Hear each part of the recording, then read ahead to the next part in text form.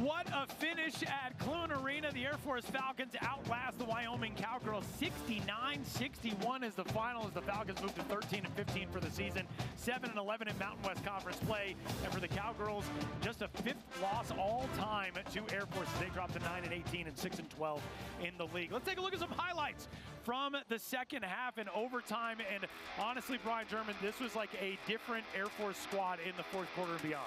Yeah, Melena Peterson led the way for the Cowgirls with 17 points. Sandvik had 16 points, but Wyoming really had control of this basketball game for most of the game. The Falcons made a push at the end of the first half to cut it to a 1-point game, but then Wyoming really in control with Henna Sandvik scoring 16 points and mostly in the second half to build that 7-point lead at the end of 3. But man, Air Force got it done. Alani Perry only 9 points on the day, 3 of 13 shooting, but she got key points and she made key plays, tying up the basketball to get Air Force possession back.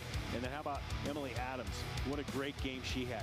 18 points, 5 shy of her career high. She did a great job, 8 of 13 from the floor, 7 rebounds, just battling inside there and doing a fantastic job. And then in overtime, how about the freshman, Brett Clay from Hobbs, New Mexico, hits the 3 to get things started, and then Ava Love driving baseline, going up inside and scoring. Ava Love, by the way, a career high today of 9 points. Her previous career high was 4.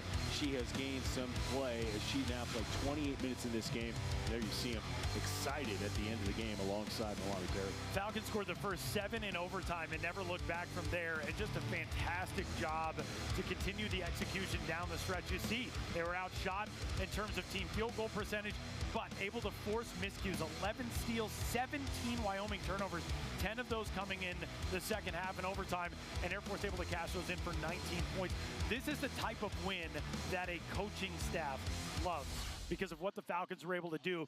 And especially, I don't know if you're Stacey McIntyre, how much more proud you could be of somebody like Melani Perry. Scored 5 points in the fourth quarter, but it was the assists, it was diving for loose balls, being able to distribute. And we saw that throughout Air Force's, whoever was on the floor, we saw that throughout in the second half. Absolutely. Also nod out to Jordy Devon, who got the start in this game and ended up playing very, very well. She wasn't in there in the end, but how about the building of the team? It's great to see for Stacey McIntyre with those freshmen key plays down the stretch. Those young ladies have been playing well. Ava Love has been coming on as of late, and man, now you are forcing other people to get into that game, and hopefully that takes some attention off of Melani Perry, because Melani Perry is still trying to get there as the all-time leading scorer in Air Force women's basketball history. Yeah, when you can get just 9 from your leading scorer and still end up beating a good team by 8 at home in overtime, and the fight to erase a 12-point deficit in the first half, 7-point deficit after the third quarter.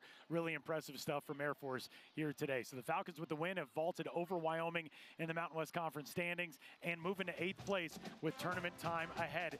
And that will do it for us. Our final score in this one, Air Force 69 and Wyoming 61. And it's our final broadcast. Saying goodbye for the last time. Brian German, such a blast working with you all season long. Great to be with you, Tom. Can't wait to do it again, man, next season. This broadcast has been a presentation of Altitude Sports and Entertainment, your home for the Air Force Falcons. For Brian German and our entire crew, my name is Tyler Mon. Thanks for hanging out with us this season. Take care of each other. We'll check you next time on Altitude Sports.